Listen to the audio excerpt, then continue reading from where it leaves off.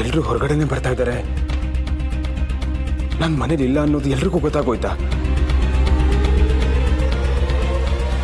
ಏನ್ ಮಾಡೋದು ಇವಾಗ? ಸದ್ಯಕ್ಕೆ ಅವ್ರ ಕಣ್ಗೆ ಕಾಣಿಸ್ಕೊಳ್ದೇ ಇರೋದೇ ಒಳ್ಳೇದು.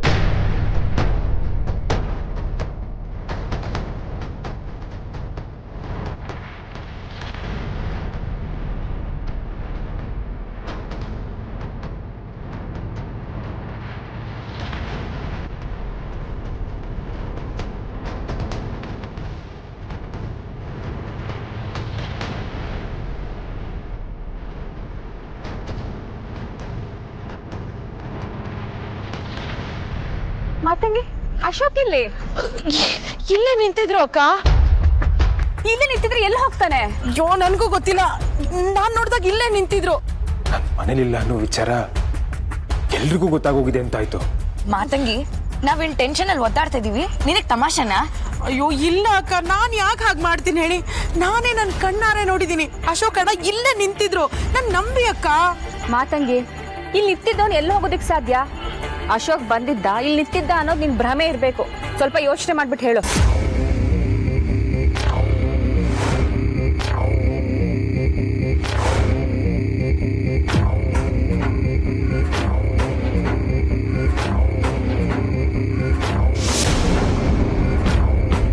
ಅಪ್ಪ, ಅಶೋಕಣ್ಣ ಸಿಕ್ಕನ್ನ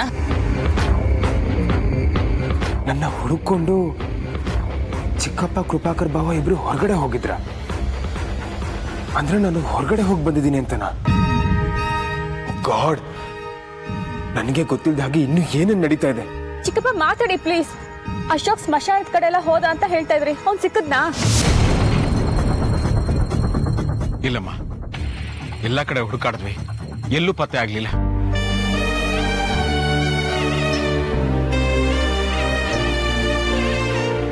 ಭವಾನಿ, ದಯವಿಟ್ಟು ಅಳೋದು ನಿಲ್ಸು. ನಿನಗೆ ಸಮಾಧಾನ ಹೇಳೋಕೆ ನಮ್ಮ ಹತ್ರ ಶಕ್ತಿ ಉಳಿದಿಲ್ಲ.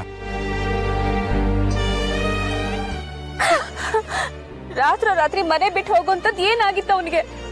ಯಾಕೆ ಆಡ್ತಿದ್ದಾನೆ ಅವನು? ನನ್ ಟೆನ್ಷನ್ ಎಲ್ಲ ಅವ್ನಿಗೆ ಯಾಕೆ ಅರ್ಥ ಆಗ್ತಿಲ್ಲ?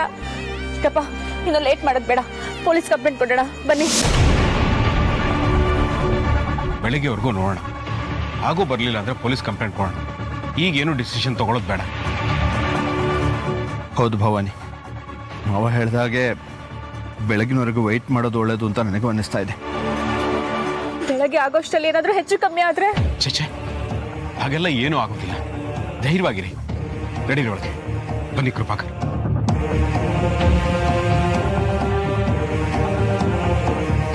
ನನ್ನ ಮನೇಲಿಲ್ಲ ಅಂತ ತುಂಬಾ ರಾದ್ಧಾಂತಗಳೇ ಆಗಿದೆ. ನನ್ಗೇನಾಗಿದೆ? ನನ್ನ ಸುತ್ತಮುತ್ತ ಏನ್ ನಡೀತಾ ಇದೆ? ಹೇಗಾದ್ರೂ ಮಾಡಿ ಎಲ್ರೂ ಕಣ್ ತಪ್ಪಿಸಿ ನನ್ನ ರೂಮ್ಗೆ ಹೋಗ್ಬೇಕು. ಮಾತಂಗಿ, ಅಶೋಕ್ ಬಂದಿದ್ದಾರೆ ಅಂತ ಹೇಳ್ದಲ್ಲ, ಎಲ್ಲಿ ಅಶೋಕು? ಅಮ್ಮೋರೆ, ಅದು ನನ್ ಭ್ರಮೆ ಅನ್ಸತ್ತೆ. ಅಶೋಕ್ ಅಣ್ಣ ಬಂದಿಲ್ಲ.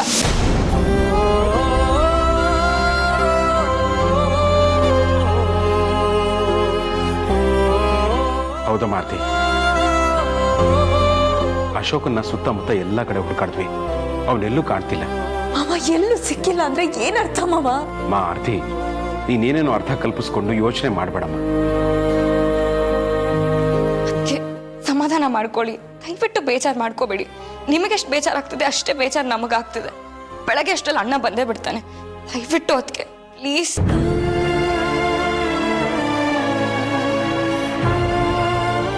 ಹೌದು ಆರ್ತಿ, ಬೆಳಗ್ಗೆವರೆಗೂ ನೋಡೋಣ.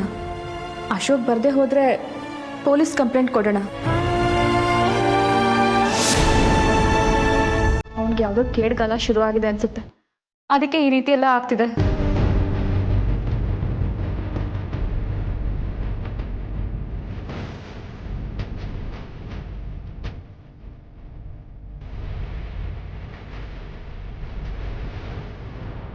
ಅಣ್ಣ ಬಂದ.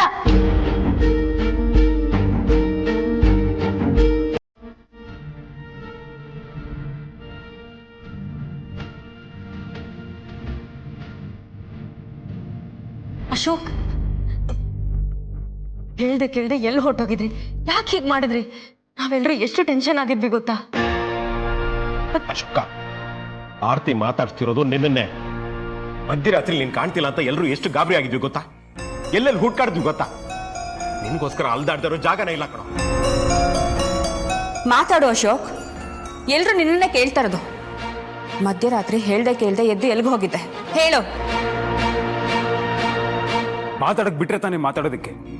ಈಗ ಒಬ್ರ ಮೇಲೆ ಒಬ್ರು ಪ್ರಶ್ನೆ ಕೇಳ್ತಾನೆ ಇದ್ರೆ ನಾನು ಯಾರಿಗೆ ಅಂತ ಉತ್ತರ ಕೊಡ್ಲಿ? ಓಕೆ ಅಶೋಕ್, ಸಮಾಧಾನ ಮಾಡ್ಕೊ. ಈಗ ಹೇಳು, ಇಷ್ಟೊತ್ತಲ್ಲಿ ಎಲ್ಲಿ ಹೋಗಿದ್ದೆ? ಅದು ಯಾರಿಗೂ ಹೇಳದೆ ಯಾಕೆ ಹೋಗಿದ್ದೆ? ಅದು ಯಾವುದೋ ಕೆಲ್ಸದ ಮೇಲೆ ಹೊರಗಡೆ ಹೋಗಿದ್ದೆ.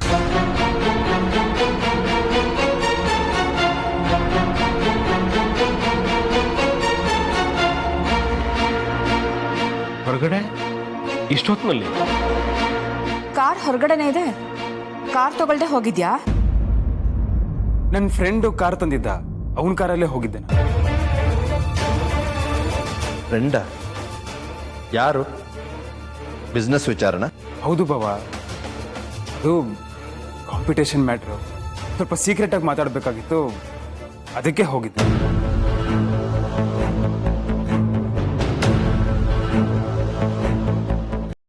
ಅಶೋಕಣ್ಣ, ನೀವು ಸುಳ್ಳು ಹೇಳ್ತಾ ಇದ್ದೀರಾ ಅಂತ ನಿಮ್ಮ ಕಣ್ಗಳೇ ಹೇಳ್ತಾ ಇದೆ. ಇವನು ಹೇಳ್ತಾ ಇರೋದೆಲ್ಲ ಸುಳ್ಳು.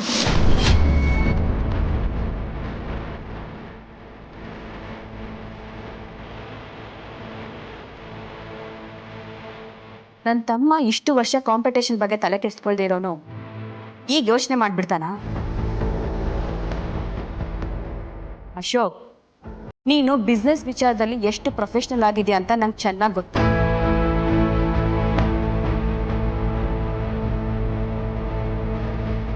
ಇಷ್ಟೊತ್ತಲ್ಲಿ ಕದ್ದು ಮುಚ್ಚಿ ಎದ್ದು ಹೋಗಿ ಬಿಸ್ನೆಸ್ ವಿಚಾರನ ಮಾತಾಡೋನಲ್ಲ ನೀನು. ನೀನು ಸುಳ್ಳು ಹೇಳ್ತಾ ಇದೆಯಾ ಅಂತ ಅನಿಸ್ತಾ ಇದೆ. ನಿಜ ಏನೋ ಅಂತ ಹೇಳು ಅಶೋಕ್. ನಾನು ಹೇಳ್ತಾ ಇರೋದು ಸತ್ಯ. ನಂಬ ಹೋಗಿದ್ರೆ ನಂಬಿ, ಇಲ್ಲಾಂದ್ರೆ ಬಿಡಿ. ನಂಗೆ ನಿದ್ದೆ ಬರ್ತಾರೆ, ನಾನು ಮಲಗ್ತೀನಿ. ಅಶೋಕ್, ಅಶೋಕ್, ನಿಂತ್ಕೋ ಅಶೋಕ್. ಅಶೋಕ್, ನೋಡಿದ್ರೆ ಚಿಕ್ಕಪ್ಪ, ಇವನ್ ಬರ್ಲಿಲ್ಲ ಅಂತ ನಾವೆಲ್ಲರೂ ಎಷ್ಟೊಂದು ಟೆನ್ಷನ್ ಮಾಡ್ಕೊಂಡಿದೀವಿ. ಇವ್ನು ನೋಡಿದ್ರೆ ಆರಾಮಾಗಿ ಹೋಗ್ತಿದ್ದಾನೆ, ಸುಳ್ಳು ಬೇರೆ ಹೇಳಕ್ ಕಲ್ತಿದ್ದಾನೆ. ಅವನೇ ಅಷ್ಟು ಹೇಳಿದ್ಮೇಲೆ ನಾವು ಏನು ಕೇಳೋಕೆ ಆಗಲ್ಲಮ್ಮ. ಅವನು ಎಲ್ಲಿಗೆ ಹೋಗಿದ್ದ, ಯಾಕೆ ಹೋಗಿದ್ದ, ಅವನ ಉದ್ದೇಶ ಏನು ಅನ್ನೋದು ದೇವ್ರಿಗೆ ಮಾತ್ರ ಗೊತ್ತು. ಅಣ್ಣ ಸುಳ್ಳು ಹೇಳ್ತಿದ್ದಾನೆ ಅಂತ ನನಗೂ ಅನಿಸ್ತಿದೆಪ್ಪ. ಅವನ ಮುಖದಲ್ಲಿ ನಾನು ಸುಳ್ಳು ಹೇಳ್ತಾ ಇದ್ದೀನಿ ಅನ್ನೋ ಭಯ, ಆತಂಕ ಕಾಣಿಸ್ತಾ ಇದೆ. ನಮ್ಮ ಅಶೋಕ ನಮಗೆ ಸುಳ್ಳು ಹೇಳ್ತಾನೆ ಅಂತ ನನ್ನ ಕೈಲಿ ನಂಬೋಕ್ಕಾಗ್ತಾ ಇಲ್ಲ. ಅಶೋಕ್ ಅವರು ಒಂದ್ ವೇಳೆ ಬಿಸ್ನೆಸ್ ವಿಚಾರಕ್ಕೆ ಹೋಗಿರ್ಬೋದಲ್ವಾ?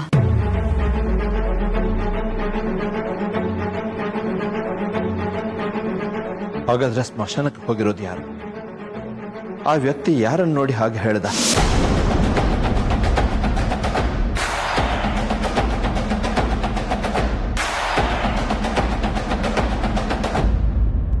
ಏನಾಗ್ತಿದೆ ಅಂತ ತಲೆ ಬುಡ ಅರ್ಥ ಆಗ್ತಿಲ್ಲ. ಮನೇಲಿ ಎಲ್ರು ಪ್ರಶ್ನೆ ಮೇಲೆ ಪ್ರಶ್ನೆ ಮಾಡ್ತಿದ್ದಾರೆ. ಯಾರಿಗೂ ಉತ್ತರನೂ ಕೊಡಕ್ಕಾಗದೆ ಕದ್ದು ಮುಚ್ಚಿ ಓಡಾಡೋ ತರ ಆಯ್ತು. ಎಲ್ರಿಗೂ ಸುಳ್ಳು ಹೇಳ್ಕೊಂಡು ತಪ್ಪಿಸ್ಕೊಳ್ಳೋ ತರ ಆಗೋಗಿದೆ. ಛೇ,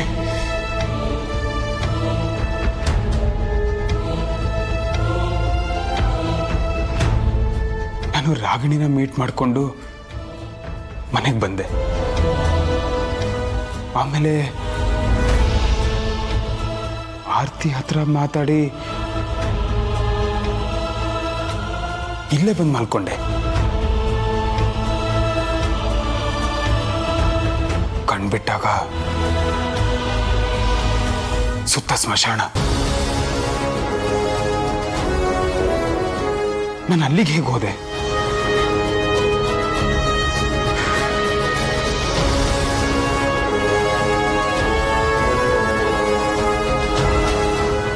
ನನ್ನನ್ನ ಯಾರೋ ಕೊಲ್ಲಕ್ಕೆ ಪ್ರಯತ್ನ ಪಟ್ರು.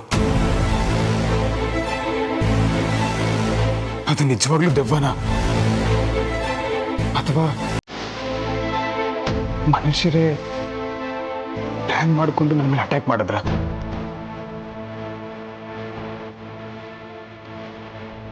ಅಲ್ಲಿಗೆ ಆ ಅಘೋರಿ ಯಾಕೆ ಬಂದಿದ್ರು? ಅವ್ರು ನನ್ನನ್ನು ಯಾಕೆ ರಕ್ಷಣೆ ಮಾಡಿದ್ರು?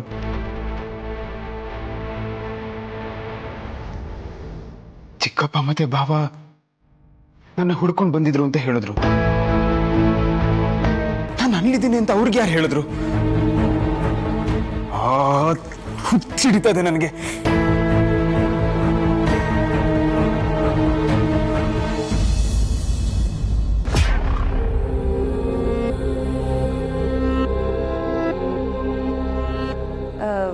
ಯಾಕ್ರಿ, ಏನಾಯ್ತು?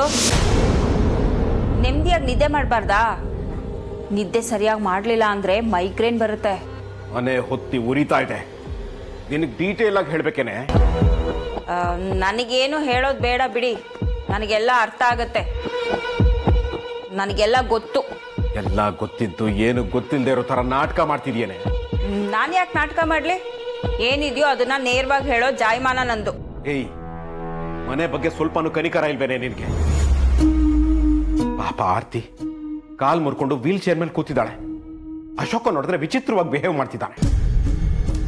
ಅವ್ರನ್ನ ಮಾತಾಡಿಸ್ಬೇಕು, ಸಮಾಧಾನ ಹೇಳಬೇಕು ಅಂತ ಅನ್ಸೋದೇ ಇಲ್ವೇನೆ ನಿನ್ಗೆ? ಅನ್ಸೋದಿಲ್ಲ ರೀ, ನನಗೆ ಯಾಕೆ ಅನ್ಸ್ಬೇಕು?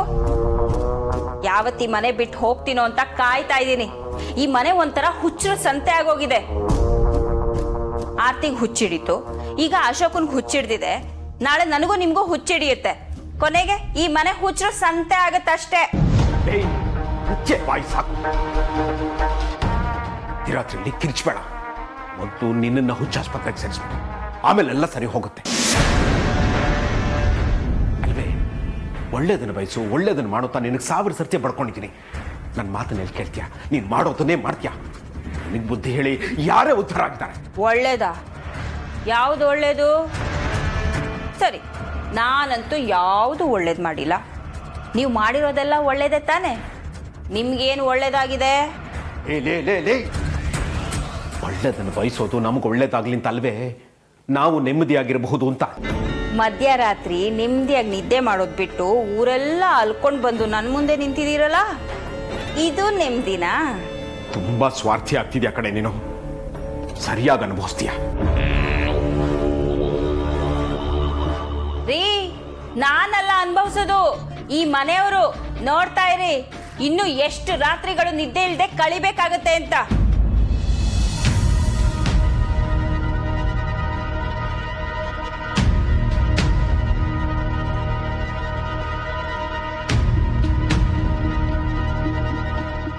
ಮನೇಲಿ ಒಬ್ಬೊಬ್ರು ಒಂದೊಂಥರ ಆಡ್ತಿದ್ದಾರೆ.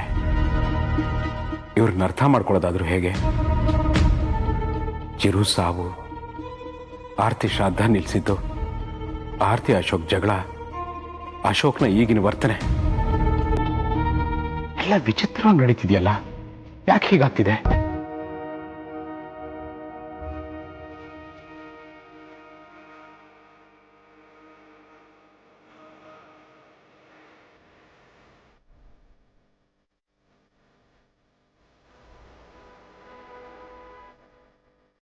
ಚಿಕ್ಕಪ್ಪ, ಯಾಕೆ ನಿದ್ರೆ ಬರ್ಲಿಲ್ವಾ?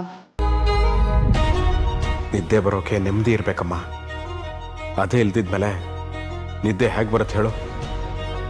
ನಿಮಗೆ ಅಶೋಕ್ ಬಿಹೇವಿಯರಿಂದ ತುಂಬ ಬೇಜಾರಾಗಿದೆ ಅಲ್ವಾ? ಅವನೊಬ್ಬನಿಂದ ಅಲ್ಲಮ್ಮ. ಹೋಗ್ಲಿ ಬಿಡು.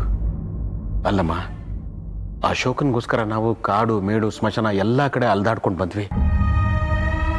ಆದ್ರೆ ಅವನು ನೋಡು, ಈಸಿಯಾಗಿ ಬಂದು ನಾನು ಕೆಲ್ಸದ ಮೇಲೆ ಹೋಗಿದ್ದೆ ಅಂತ ಸುಳ್ಳು ಹೇಳ್ಬಿಟ್ನಲ್ಲಮ್ಮ. ಚಿಕ್ಕಪ್ಪ, ನಾನೊಂದು ಮಾತು ಹೇಳ. ಹೇಳಮ್ಮ. ನಾವು ಅಶೋಕ್ನ ಹಾಸ್ಪಿಟಲಿಗೆ ಸೇರಿಸೋದು ಒಳ್ಳೇದು ಅಂತ ಅನಿಸ್ತಾ ಇದೆ. ಅವನೇ? ಹೌದು ಚಿಕ್ಕಪ್ಪ, ನನ್ನ ತಮ್ಮನ ಬಗ್ಗೆನೇ ಹೀಗೆಲ್ಲ ಮಾತಾಡ್ತಾ ಇದ್ದೀನಿ ಅಂತ ತಪ್ಪು ತಿಳ್ಕೊಬೇಡಿ. ಅಶೋಕ್ನ ಹಾಸ್ಪಿಟಲಿಗೆ ಸೇರಿಸೋದು ಒಳ್ಳೇದು ಅಂತ ಅನಿಸ್ತಾ ಇದೆ. ಯಾಕೆ ಅಂದರೆ ಅವನ ಬಿಹೇವಿಯರಿಂದ ನಂಗೆ ತುಂಬ ಭಯ ಆಗ್ತಿದೆ. ಅವನ್ನ ಹೀಗೆ ಬಿಟ್ಟರೆ ನಾಳೆ ಏನಾಗುತ್ತೋ ಏನೋ ಅಂತ ಟೆನ್ಷನ್ ಆಗ್ತಾ ಇದೆ. ಅವನೇ ಅಶೋಕ್ ವರ್ತನೆಗೆ ಕಾರಣ ಆರ್ತಿ? ಇಲ್ಲ ಚಿಕ್ಕಪ್ಪ, ಅಶೋಕ್ನ ಈ ಬಿಹೇವಿಯರ್ಗೆ ಕಾರಣ ಚಿರು.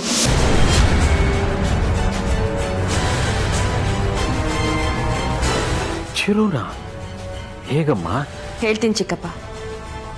ಚಿರು ಬದುಕಿದ್ದಾಗ ಆರ್ತಿ ಜೊತೆ ಮಾತಾಡ್ತಾ ಇರಲಿಲ್ಲ ಅನ್ನೋ ವಿಷಯ ಇಡೀ ಮನೆಗೆ ಗೊತ್ತು. ಅದರಿಂದ ಆರ್ತಿ ಎಷ್ಟು ಕೊರಗ್ತಾ ಇದ್ಲು ಅಂತನೂ ಗೊತ್ತು. ಒಂದಲ್ಲ ಒಂದಿನ ನನ್ನ ಮಗ ನನ್ನ ಜೊತೆ ಮಾತಾಡ್ತಾನೆ ಅಂತ ಅವಳು ಬಕಪಕ್ಷಿ ಥರ ಕಾಯ್ತಾ ಇದ್ಲು. ಕೊನೆಗೂ ಅದಾಗಲಿಲ್ಲ. ಚಿರು ಆರ್ತಿಯಿಂದ ನಮ್ಮಿಂದ ಎಲ್ಲ ದೂರ ಆಗಿಬಿಟ್ಟ. ಅದರಿಂದ ಆರ್ತಿಗೆ ಚಿರು ನೆನಪು ಕಾಡೋದಕ್ಕೆ ಶುರು ಆಯಿತು. ಅವನ ಮೇಲೆ ಅಟ್ಯಾಚ್ಮೆಂಟ್ ಕೂಡ ಜಾಸ್ತಿ ಆಯಿತು. ಎಲ್ಲಿ ಮುಕ್ತಿ ಸಿಕ್ಬಿಟ್ರೆ ಚಿರು ತನ್ನಿಂದ ದೂರ ಆಗ್ತಾನೆ ಅಂತ ಅವಳು ಆ ಭ್ರಮೆನ ತಲೆಯಲ್ಲಿ ಇಟ್ಕೊಂಡ್ಳು. ಅದಕ್ಕೆ ಚಿರು ಶ್ರಾದ್ದನ ಆಗೋದಕ್ಕೆ ಅವಳು ಬಿಡಲಿಲ್ಲ. ಇದರಿಂದ ಅಶೋಕಿಗೂ ಕೋಪ ಬಂತು. ಆರ್ತಿ ಕಾಲ್ ಮುರಿಯೋ ಹಂತಕ್ಕೂ ಹೋಯ್ತು. ತನ್ನಿಂದ ಆರ್ತಿ ಕಾಲ್ ಮುರಿತಲ್ಲ ಅಂತ ಗಿಲ್ಟ್ ಫೀಲ್ ಶುರುವಾಯಿತು. ಅದಕ್ಕೆ ಹೀಗೆಲ್ಲ ಆಡ್ತಾ ಇದ್ದಾನೆ. ಹೌದಮ್ಮ, ನೀನು ಹೇಳ್ತಿರೋದು ನಿಜ ಅಂತ ಅನ್ನಿಸ್ತಿದೆ. ಚಿಕ್ಕಪ್ಪ, ಈ ಮನೇಲಿ ಅವರಿಬ್ರು ಜೋಡಿ ಹಕ್ಕಿಗಳ ಥರ ಇದ್ರು. ಇಬ್ರಲ್ಲಿ ಒಬ್ರಿಗೆ ತೊಂದರೆ ಆದರೂ ಮನೆಯವ್ರಿಗೆಲ್ಲ ತೊಂದರೆ ಆಗುತ್ತೆ. ಅದಕ್ಕೆ ಅವ್ರು ಆದಷ್ಟು ಬೇಗ ಮೊದಲಿನ ಹಾಗೆ ಆಗಬೇಕು ಚಿಕ್ಕಪ್ಪ. ಆಯ್ತಮ್ಮ ಭವಾನಿ, ಈ ವಿಷಯನ ಅವನಿಗೆ ಡೈರೆಕ್ಟಾಗಿ ಹೇಳಿದ್ರೆ ಅವನು ಶಾಕ್ ಆಗ್ತಾನೆ, ಕೋಪ ಮಾಡ್ಕೋತಾನೆ. ಅವನು ಬೆಳಗ್ಗೆ ಹೇಳ್ತಿದ್ದಾಗೆ ನಾನು ಅವನ ಜೊತೆ ಮಾತಾಡ್ತೀನಿ. ಅವನನ್ನ ಡಾಕ್ಟರ್ ಹತ್ರ ಕರ್ಕೊಂಡು ಹೋಗೋಣ. ಅವನು ಸ್ಮಶಾನಕ್ಕೆ ಹೋಗಿದ್ದಾನೆ ಅಂತ ಸುಳ್ಳು ಹೇಳ್ತಿದ್ದಾನೆ ಅನ್ನೋದಕ್ಕೆ ನನ್ನ ಹತ್ರ ಸಾಕ್ಷಿ ಇದೆಯಮ್ಮ. ನಿಮ್ಮ ಹತ್ರ ಸಾಕ್ಷಿನಾ? ಏನು ಚಿಕ್ಕಪ್ಪ ಅದು? ಈಗೇನು ಕೇಳಬೇಡ ಭವಾನಿ, ಸಮಯ ಬಂದಾಗ ನಾನೇ ಹೇಳ್ತೀನಿ. ಈಗ ಹೋಗಿ ಮಲಕ್ಕೋ. ಸರಿ ಚಿಕ್ಕಪ್ಪ, ಯು ಟೇಕ್ ಕೇರ್.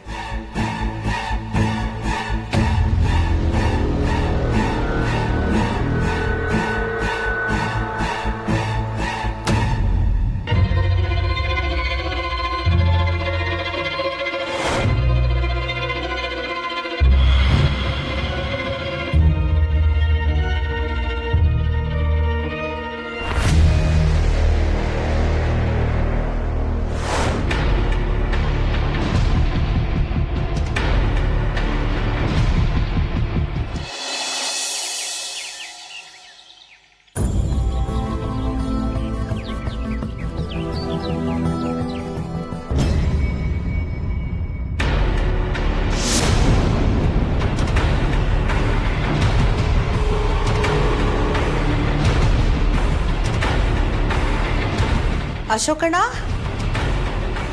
ಅಶೋಕಣ್ಣ, ಈ ಅಶೋಕಣ್ಣ ಎಲ್ಲಿಗೆ ಹೋದ್ರು? ರಾತ್ರಿ ಬಂದು ಇಲ್ಲೇ ಮಲಗಿದ್ರಲ್ವಾ? ಅಷ್ಟು ಬೇಗ ಎಲ್ಲಿಗೆ ಹೋದ್ರು? ನನಗನ್ನಿಸ್ತಾ ಇತ್ತು ಅಶೋಕಣ್ಣನ ವಿಚಾರದಲ್ಲಿ ಏನೋ ಒಂದಾಗತ್ತೆ ಅಂತ. ಹೋಗೇ ಆಯ್ತು. ಅಮ್ಮೋರೆ,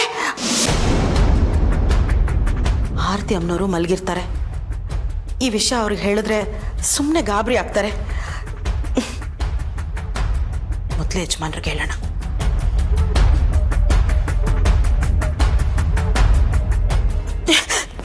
ಯಜಮಾನ್ರೆ, ಯಜಮಾನ್ರೆ, ಯಜಮಾನ್ರೆ!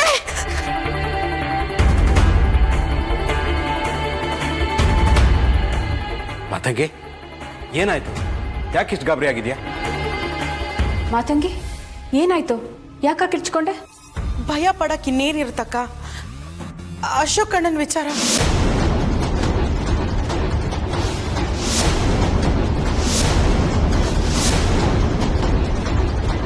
ಅಣ್ಣಂಗೆ ಮತ್ತೆ ಏನಾಯ್ತು ಮಾತಂಗಿ? ಅಯ್ಯೋ, ಅಶೋಕಂಗೆ ಏನಾಯ್ತು ಮಾತಂಗಿ? ಅಶೋಕ್, ಅಶೋಕ್! ಕೂಗಿದ್ರು ಕೇಳಿಸ್ಕೊಳಕ್ಕೆ ಅಶೋಕಣ್ಣ ಮನೇಲಿಲ್ಲ.